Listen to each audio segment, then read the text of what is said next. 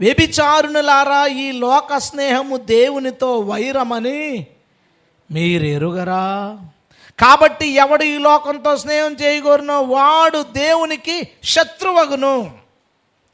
ఇప్పుడు మన కాలం ఏంటంటే, ప్రజెంట్ మన క్రైస్తవ కాలం ఏంటంటే దౌర్భాగ్య కాలం, డబల్ దౌర్భాగ్య కాలం. ఎందుకంటే ఎవరైనా ఒక మెసేజ్ చెప్పి ఇది తప్పు, మనం క్రైస్తవులు ఇలా చేయకూడదు అని అన్నాం అనుకో, వచ్చేస్తాడు ఎవడొకడో ఇన్స్టాగ్రామ్లోనో ఫేస్బుక్లోనో ఒకడు వచ్చి, ఈ పాస్టర్లు అది చేయకూడదు ఇది చేయకూడదు అని అంటున్నారు.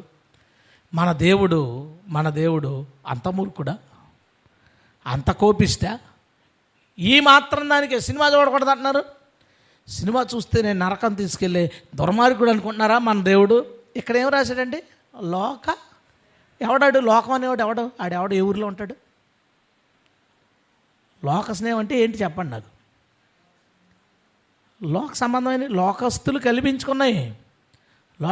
కల్పించుకున్నాయి.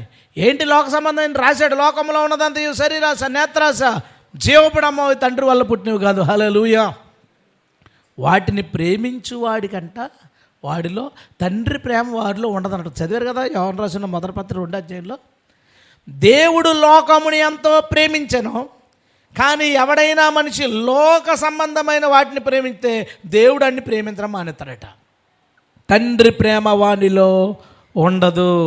దేవుడు లోకముని ఎంతో ప్రేమించాడు.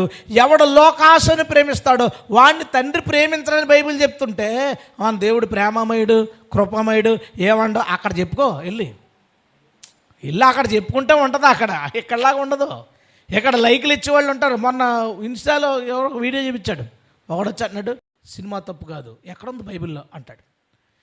మందు తప్పు కాదు, తాగడం ఎక్కడుంది బైబిల్ అంటాడు. మద్యంతో మత్తులో మత్తు అవ్వకూడదు, తాగొచ్చంట కానీ మత్తు అవ్వకూడదు. లాగి పెట్టి కొడతాను కానీ అరకూడదంటే కుదురుతా? కొట్టచ్చు కానీ అరకూడదంటే అది దీని తర్వాత వచ్చేది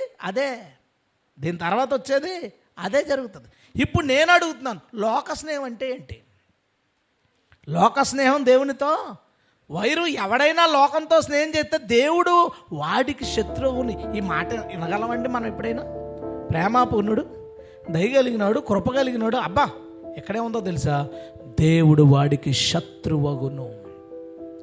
లోకస్తులు వాళ్ళ ఆనందాల కోసం, సంతోషాల కోసం బోల్డ్ కలిగించుకుంటారు, కానీ ఎట్టి పరిస్థితుల్లో మనం అందులో మునిగి తేలుతున్నామా, దేవుడు వాడికి శత్రువగును.